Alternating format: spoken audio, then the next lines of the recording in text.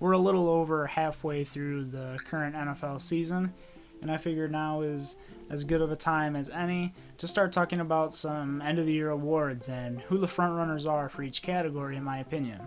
Hello everyone, my name is Jeffrey Anderson. Welcome to the Sports Porch. Hope you are all having a great day. As you can probably tell, we're going to be talking about some NFL Midseason Awards.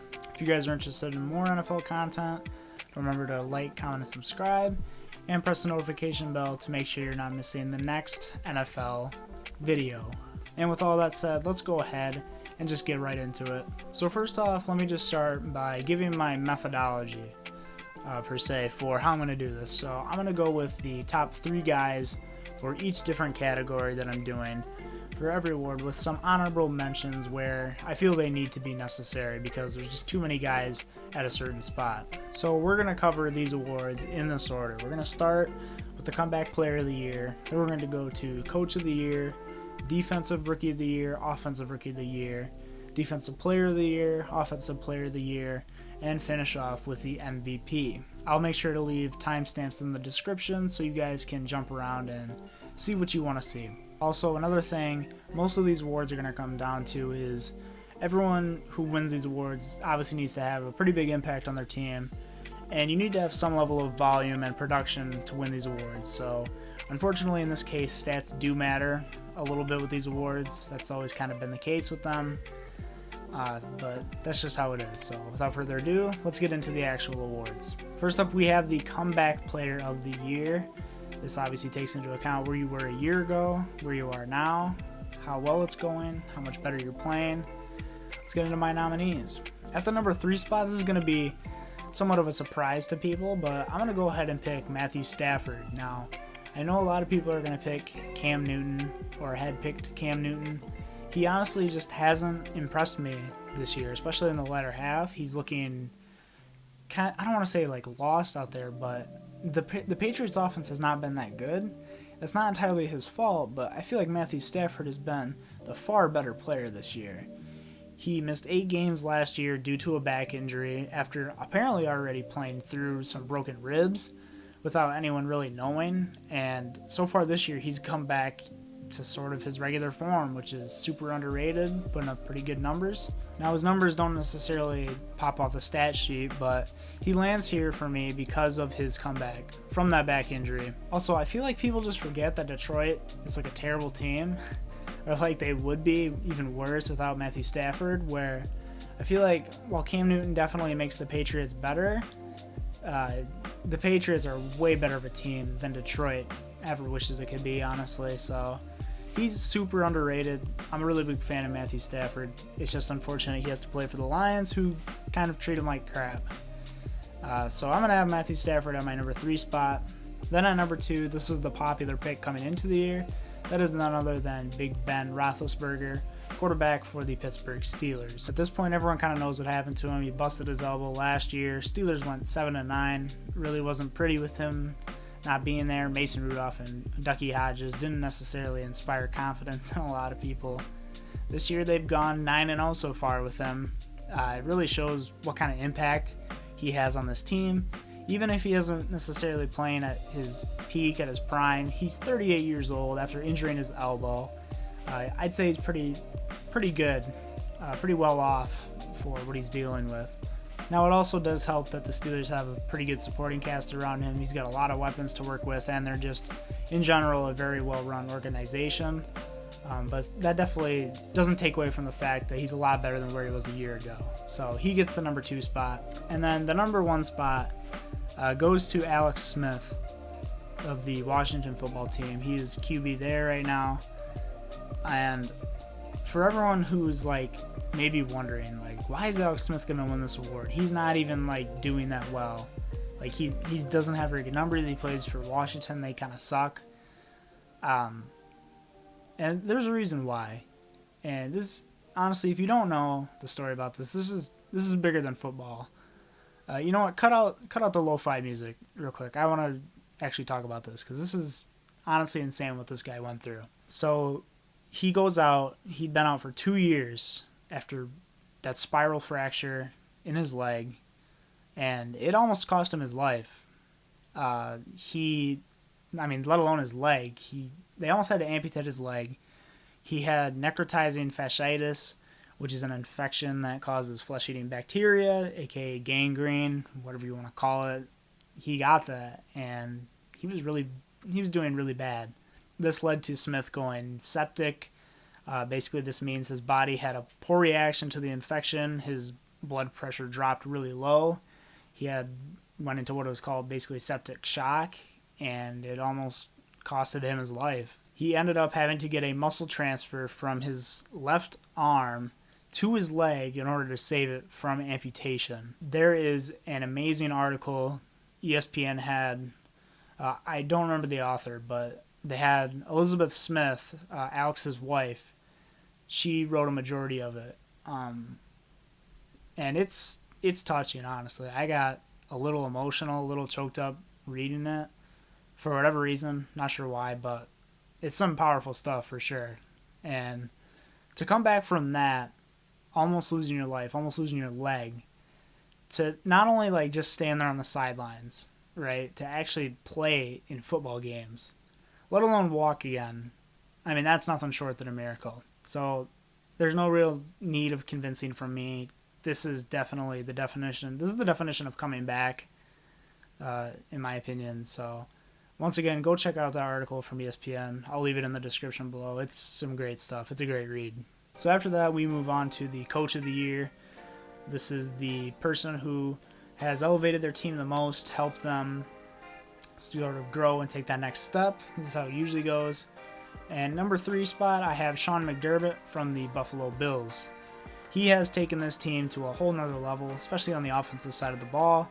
Josh Allen looks like a whole new quarterback from the past. Stephon Diggs has been outstanding in that offense. The defense hasn't quite been on the level that they were a year ago, but they're also not like terrible or anything like that. And just to put this into perspective, he has this team competing for the division and potentially winning it for the first time since 1995. And the Patriots have basically ruled this division since then. There haven't been many other teams to win it. And that's no small feat to uphold a team like the Patriots, who have literally dominated this division for so long. So Sean McDermott gets the number 3 spot for me for the Buffalo Bills. Next up at number 2, this is a pretty popular pick, or was the beginning of the year, and this is Mike Tomlin. Simple change, but effective. Big Ben is back, and the defense is once again taking another big step up with Mike Tomlin at the head of it. They are 9-0, and teams don't get like that without some form of coaching help. You need to have some pretty decent coaching to get to 9-0. They haven't quite taken major leaps and bounds like the number 1 coach that we'll see here, but they've done enough, more than enough, I think, to earn the spot. What is a tough AFC North division with the Ravens winning it last year, and with the Cleveland Browns, who are also looking like a solid team this year. Kevin Stefanski is a guy who probably could have gotten an honorable mention here, but the Browns are just sort of okay. Although I guess it does show really how bad Freddie Kitchens was last year. So Mike Tomlin gets it at number 2. And you guys probably know who's already going to get it at number 1. This is none other than Brian Flores, the head coach for the Miami Dolphins. Now, he has really done something special with this Dolphins team, both this year and last year. So the end of last year, if you'll remember, this team went 5-11, and they had probably one of the best 5-11 seasons of anyone ever. They, if you remember, beat the Patriots at the end of the year, back when Tom Brady was still there. They had some really impressive wins in their catalog, and this year they've done the same. They went 3-3 before the bye week with Ryan Fitzpatrick. After this, Brian Flores decided to start Tua the week after.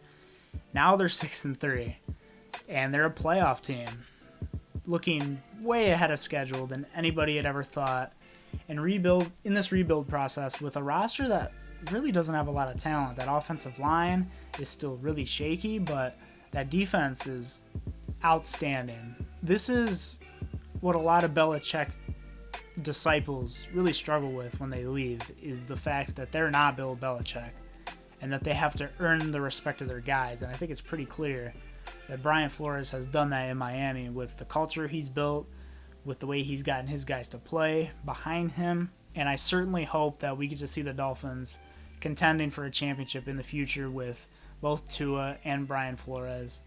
at the helm of this team. He is outstanding. I love everything about Brian Flores, and looking back at some beginning of the year articles for this, I don't think anybody had him as coach of the year, which is honestly a dang shame. This team has such a bright future, and I'm so happy that Brian Flores is doing well here. Next up, we have the Defensive Rookie of the Year. This one is a little tough. There are 3 guys mainly, but they're honestly all pretty close to each other for one reason or another. So let's go ahead and start at the number 3 spot, and that is none other than Chase Young, defensive end from Washington. Now, you may be wondering why I have him so low here. The main reason is that he had that groin injury that kind of slowed him down. But when he hasn't had to deal with that, he's been absolutely outstanding. He really blows up plays like no one else. He puts so much pressure on other defensives. The main thing holding him back right now, at least, is that he doesn't quite have the production of the other 2 guys. He's got like 22 tackles and 3.5 sacks. The 22 tackles is pretty good for a defensive end. The 3.5 sacks it's good for how much he's played for sure, but he's been absolutely great on film. I do think as the year goes on, he could definitely take Defensive Rookie of the Year. There's no doubt about that. He has the talent for sure to pass the other 2 guys on this list. It's just a matter of him getting those extra sacks and really blowing up in this football team defense. What am I saying? Then at number 2, we have Patrick Queen, the linebacker coming from the Ravens. He's been playing really good for them. He's been the replacement at inside linebacker that they've needed. He's got massive energy around the field. He leads the team in tackles. He's also got some really good range and speed. He's got multiple 9+ tackle games on the year. He's also got 2 forced fumbles. And while he's not amazing in coverage, he has really been excellent in his run defense, which makes sense with how fast he is. He's been a great player, and he's had the production to go with it, so I have him at number 2. And my number 1 guy as of right now is Antoine Winfield Jr., the safety out of Tampa Bay. He has really given the Bucs a boost in the secondary, and he's also got some great production to go with it. He is playing like a 6 or 7 year veteran. That is what everyone is saying about this guy. He's been absolutely fantastic so far. He is such a good blitzing safety, and under the Todd Bowles defense, you basically have to know how to blitz. And with his speed, he's amazing at that. While he is undersized as a safety, he plays technically sound enough football, which makes him a great safety. You know, we've seen over the years, especially in the secondary, there are guys who may not be the tallest, but if they have good technique, things of that nature, you can get by. He's got 52 tackles on the year, 2 sacks, and a forced fumble, along with some really outstanding coverage.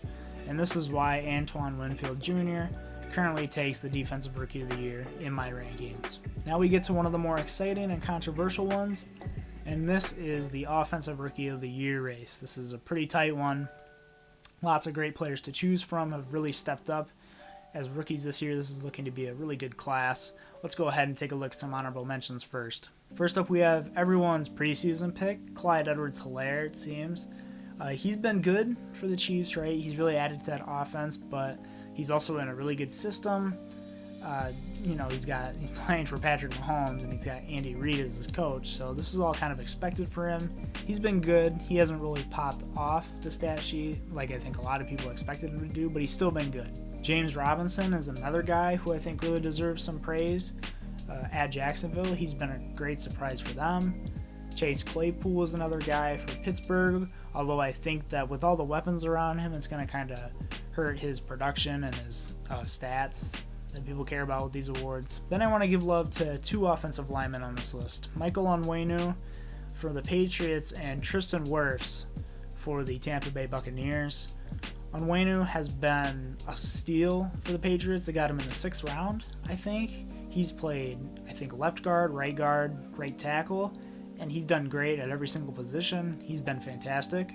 And Tristan Wirfs has been the best rookie lineman so far this year in a system that really needed it, that was really depending on it in Tampa Bay, and that's not easy to do. Not only having to play for a contender right away, someone with Super Bowl aspirations, but he's also gone against Cam Jordan of the Saints, Zadarius Smith, Joey Bosa, Brian Burns, and Khalil Mack, and he's only allowed 16 pressures on 390 pass blocking snaps up until week 9, courtesy of Pro Football Focus. So that's just a little offensive lineman love there.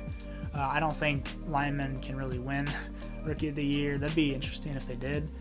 Especially not with the rookies we have this year, though. I sadly don't think that they're going to be able to.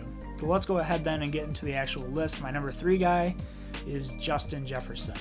Now, he has been the perfect replacement for Stephon Diggs.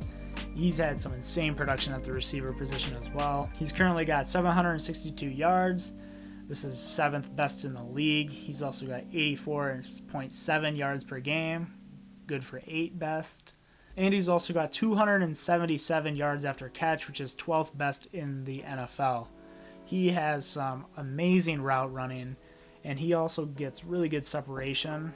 And along with that, he also can be a very good deep threat. We've seen that multiple times this year. If not already, he is the future wide receiver 1 for the Minnesota Vikings whenever Adam Thielen is done there. Nothing but praise for Justin Jefferson. He's been awesome this year. Then at number 2, this is where the controversy starts. I have Justin Herbert as my number 2. Controversial, I know, but let's see. Let me say some positive stuff about him first before I get into why my number 1, Joe Burrow, is at number 1. He has been really surprising for a lot of people. He's got 2,300 yards, 14th best, 19 touchdowns. That is best for 8th. He's only got 6 interceptions, which is the top half of the league. That's pretty good. He's got a 66.8 completion percentage on 300 attempts, which is not too shabby. He has absolutely been everything the Chargers could have hoped for and more this year. He has kept them in games single-handedly. He's got this huge arm, and he just makes some jaw-dropping throws. He is a really fun player to watch. Now, for some of the reasons why I think Joe takes it, at least from Justin Herbert's perspective, is that he's made a couple mistakes decision-wise. He's had a couple of missed throws here and there that I think that Joe Burrow has made. But it's a close race. I want you to know that. It's like, right now at least, it's like a 1A, 1B type of race between these two. Now, one thing that could help Herbert's case later down the year is that he's played in less games as Joe Burrow, so he could get a boost there if his production is just way better or even on par with Joe Burrow this year. But now let's get into my number 1. Obviously, Joe Burrow. He's everything Cincy could have asked for up until this point. He's got 2,485 yards. That's 9th best. 12 touchdowns. That's 21 in the league. It's not the best. He's only thrown 5 picks. 9th best in the league. 65.4 completion percentage on 370 attempts. Now, pay attention to that number. That's going to be important later. To me, he has been this entire Cincinnati offense, besides Joe Mixon at points and T. Higgins. Besides that, he really hasn't had much going for him. Herbert has the better numbers right now. There's no denying that. And he's played in less games, which makes it look even better. But Burrow has been better. I think he's just been the better quarterback. He makes fewer mistakes, and he's doing it with less talent around him. And he's being asked to do more. Like I said before, Burrow has 370 attempts. That is second most in the league. Meanwhile, Herbert's got 301 attempts, which is 17th best in the league. Once again, though, he has played in less games. So maybe those numbers would be a little bit closer if they'd played in a similar number of games. However, I don't think you can make any mistake about it that the Cincinnati team is not anywhere near the level of the Chargers. Their offensive line is the worst in the league.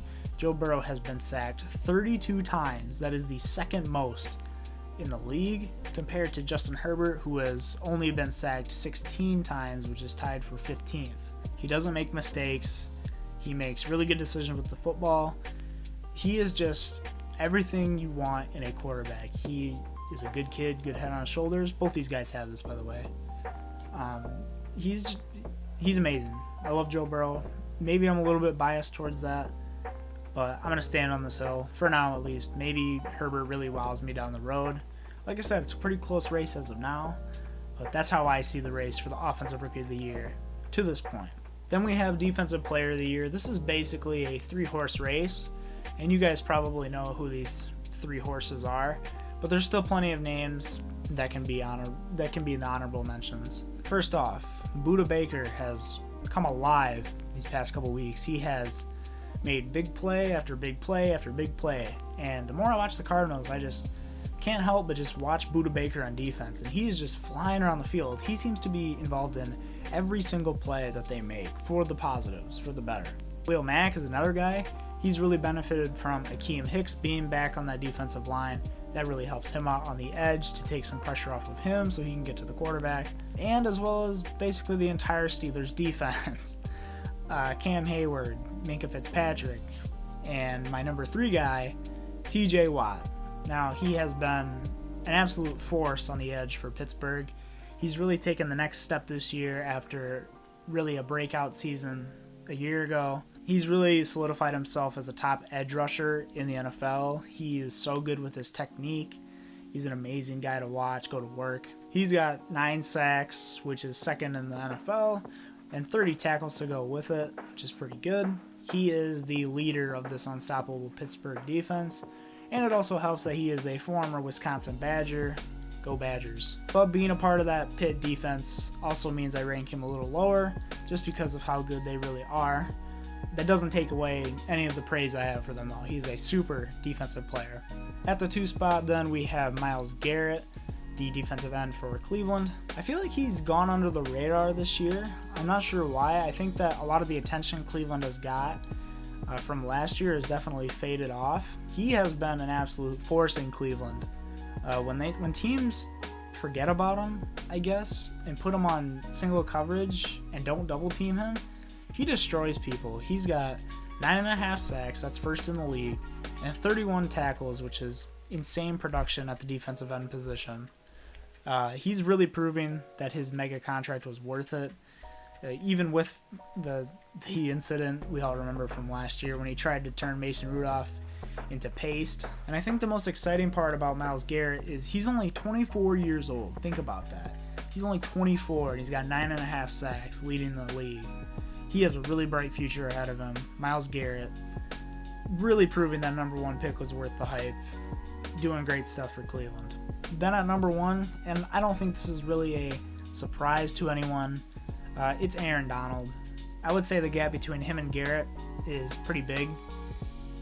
Aaron Donald is just unstoppable. He is a force of nature. He's a freak athlete.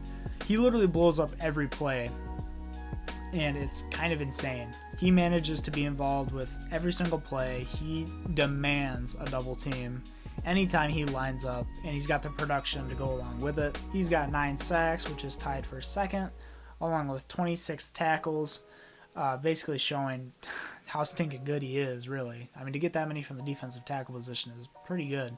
I think that with the way he's playing, honestly, he should get fringe MVP looks. Now, I don't think he can win it, because I think the days of defensive players getting the MVP, I don't know if even the last time that's happened, those days are basically gone. But I think that just out of respect of how good he is, he needs to get some fringe votes, like maybe a 6th spot or like a 5th spot, something of that nature. Just some nods to Aaron Donald. And he's only 29, so he's just entering his prime. Next year should be a career year for him, and the year after that. So that is on the defensive side of the ball. Let's go ahead and look at the offensive side with the Offensive Player of the Year. So one distinction I want to make for this is I'm not including any quarterbacks in this, because I think we all know at this point that MVP is basically just the best quarterback, mainly because of the fact that it's really hard to justify your value at other positions like it is quarterback. Quarterback, you literally get the ball every single play. You literally, every single play, have the ability to make a difference for your team and show your value. So naturally, this makes it really hard for other positions to show their worth with, the limited amount of touches they get. Otherwise, you need to have insane production to prove it. For that reason, I'm going to keep quarterbacks completely out of this list. Let's go ahead, look at some honorable mentions. First up, DeAndre Hopkins. Don't really have to say much more about him. That catch he had last week completely justifies what I say.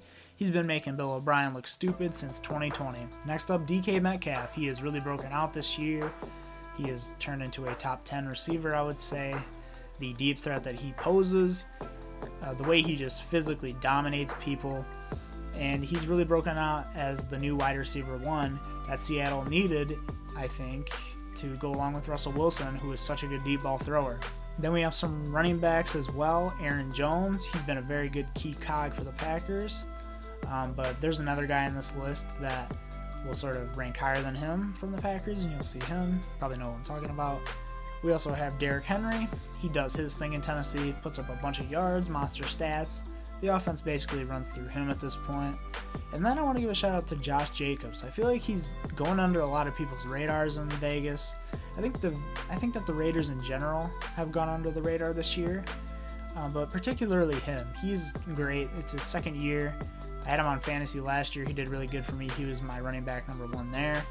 And for the guy who's playing in my league this year, I'm pretty sure he's his running back 1 as well. He's doing great stuff. So then let's talk about Aaron Jones' teammate from earlier, Davante Adams. He is my number 3 in Offensive Player of the Year, and he has really proved his worth to his team this year. He's got some crazy production, even after missing 2 games. He has 741 yards, that's 9th best. He's got 9 touchdowns, which is 2nd. He has an astounding 105.9 yards a game. That's easily 1st. The next closest is DeAndre Hopkins at 95.7.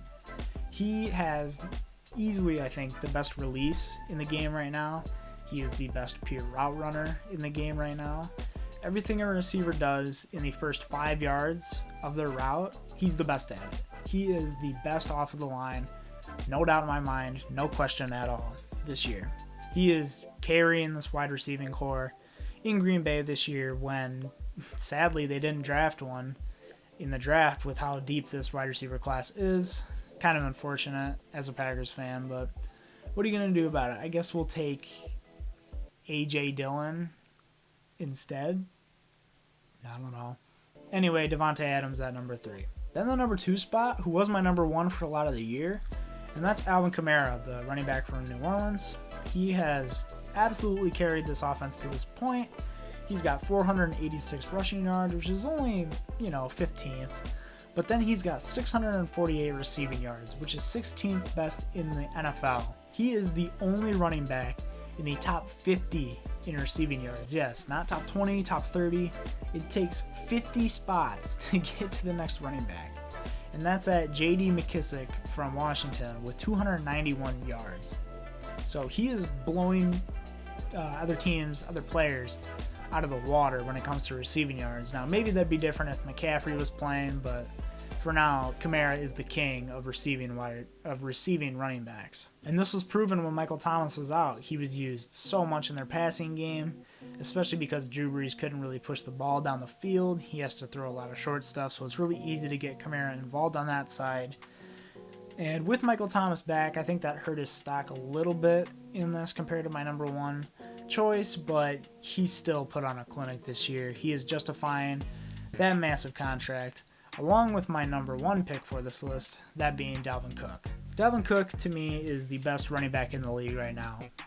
He is so good at running the football. He is the offense in Minnesota besides Justin Jefferson. I want you to know this. He's only got 8 games played, and this is what he's got production. Next up, then I have Josh 954 rushing yards. Has improved everything from last year. 12 rushing touchdowns. He first in the league downfield. 119.3 and he's a more efficient passer. Easily first, once again. Derrick Henry is the second closest at 105. Now, he's not quite as good in the passing game as a guy like Christian McCaffrey or Alvin Kamara, but he absolutely makes up for it with his running ability, with his relentlessness on the ground. And like I said before, Michael Thomas is back in New Orleans, so that helps out his case here a little more. And I don't see him losing this award anytime soon. So then let's move on to the award you've all been waiting for, Most Valuable Player, the MVP. Now this is the position with the most impact, most production, quarterback. I think everyone knows at this point it's a quarterback award. That's just the way it is. Quarterbacks are the most valuable to their team. Kind of makes sense. Let's go ahead, start off with my honorable mentions. These are going to be in order. The other ones were just kind of jump around to whoever I thought should get some honorable looks. These guys are in order how I say them. So first up at the number 6 spot, we have Aaron Donald. He is one of the best defensive players we've seen in a long time. He's got one of the best defensive years we've ever seen in a long time, and he's probably only going to get better from here. Like I said before, he's only 29 years old.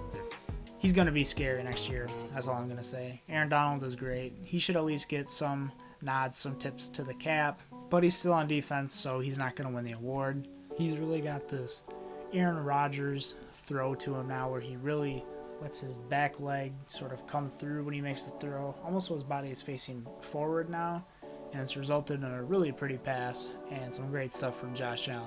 Then at my number 4 spot, we have Kyler Murray, who has really shoehorned his way into this discussion.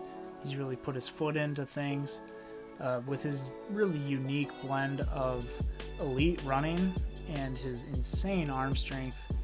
Go ahead and look at that touchdown pass to Hopkins, and it's really something special. You have to be good to make a throw like that. I've gushed about Kyler Murray enough on this channel. I love him to death. He's great. If you were wondering, yes, he is also my QB1 in fantasy. But then let's go ahead and move on to my top 3. So at number 3, this one's going to be a little surprising to people.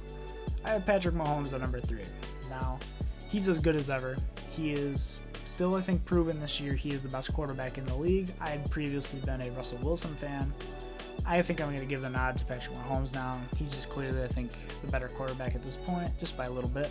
He's got around 2,700 yards, 5th best in the league, 25 touchdowns, and one interception.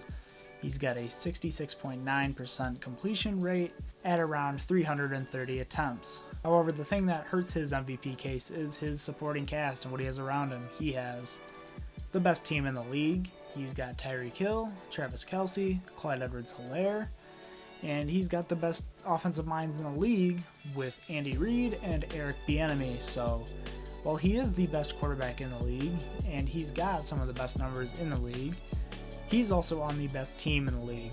And to me, that diminishes his value ever so slightly for a list like this with the other guys that are on here. With those other guys, number 2, I have Russell Wilson from Seattle. Beginning of the year, everyone knows I think that he ran away with the award. He's sort of come back down to earth over the past couple of games with some really weird play from him.